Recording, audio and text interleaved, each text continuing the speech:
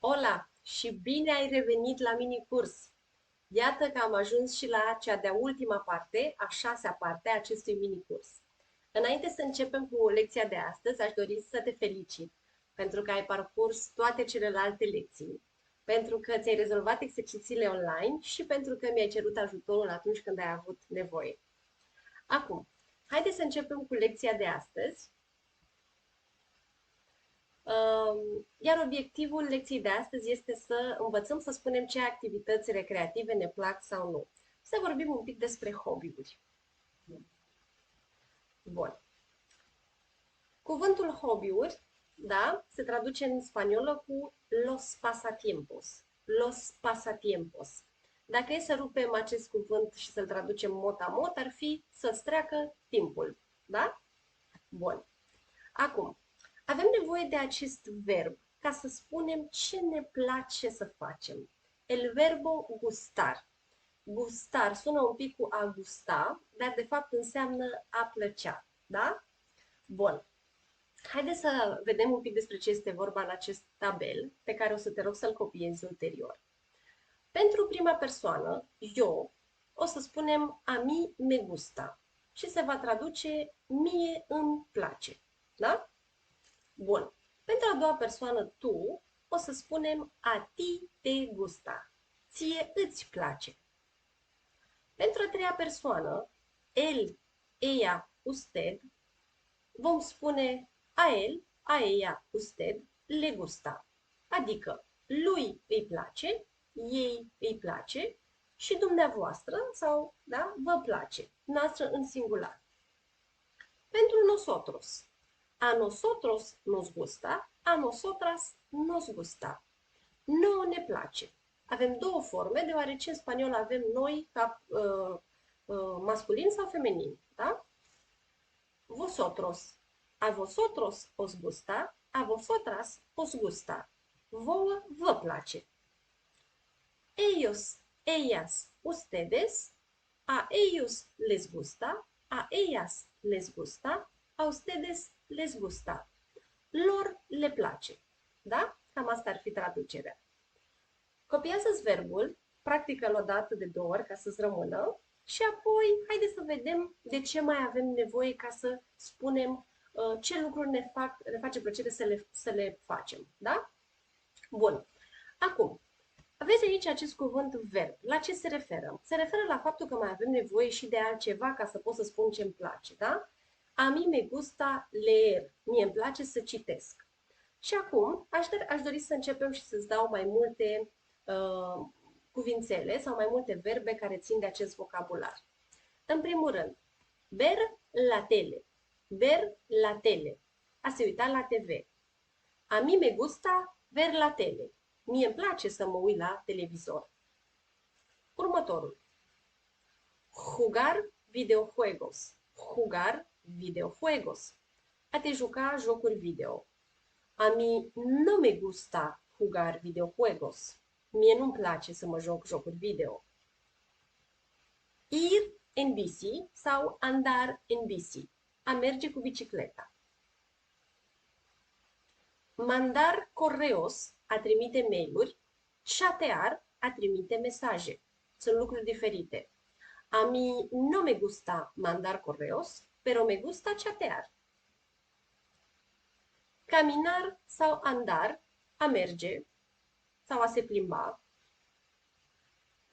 Hacer cosas o hacer manualidades, a face lucruri sau a face manualități. Coser, a coase. Hacer deporte, a face sport. Hornear, a coace.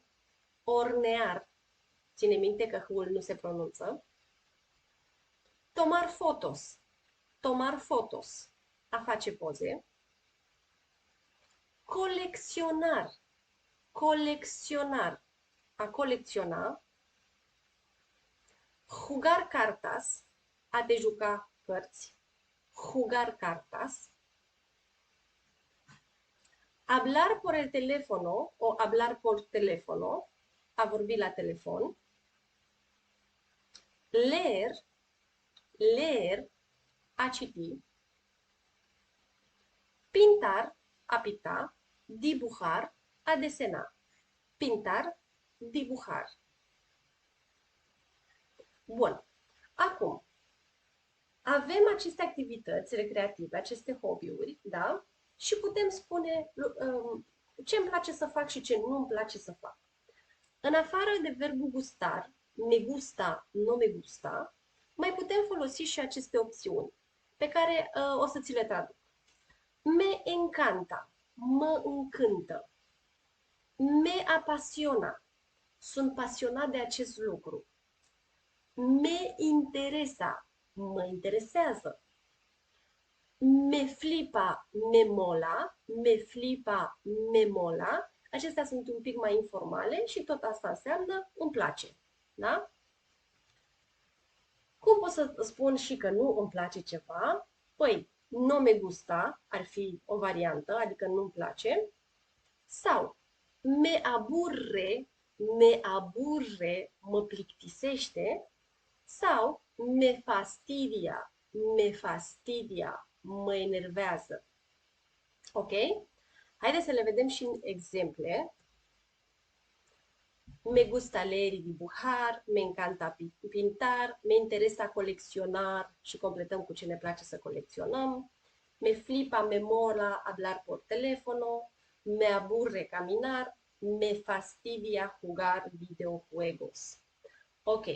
Acum, vreau să pui pauză și vreau să creezi o propoziție cu fiecare din aceste expresii folosind verbele pe care le-ai văzut mai devreme. După ce termin exercițiul, vreau să reiei video. Bun. Acum, dacă ți-ai făcut exercițiul anterior și ai revizuit un pic aceste cuvinte, de data aceasta nu vom mai lucra online, ci am pentru tine o ultimă provocare. Și anume, vreau să pui cumva cap la coadă tot ce ai făcut în aceste ultime zile, da? Și să scrii un text în care să te prezinți. Să spui cum te numești, de unde ești, cât este ceasul acum când tu scrii acest text, câți membri ai în familie și cum îi cheamă. Spune ce îți place să faci și ce nu îți place să faci și folosește cât mai multe expresii. Vreau apoi să-mi trimiți textul pe mail sau pe grup ca să-l corectezi și să-ți oferi feedback. Deci aceasta ar fi ultima provocare al acestui mini-curs. Bun. Acum, aș dori să-ți mulțumesc din suflet că ai stat cap-coadă și că ai urmărit toate episoadele din mini-curs și vreau să te rog mult să-mi dai un feedback și să-mi spui cu ce lucruri consider că ai învățat, ce lucruri s-au îmbunătățit și ce altceva ți-ar mai plăcea să descoperi despre limba spaniolă. Da? Este foarte important pentru mine să aflu aceste lucruri. De asemenea, rămânem în contact pe grupul de Facebook și prin această adresă de e-mail. Bun. Gracias por todo y nos vemos pronto. Adiós.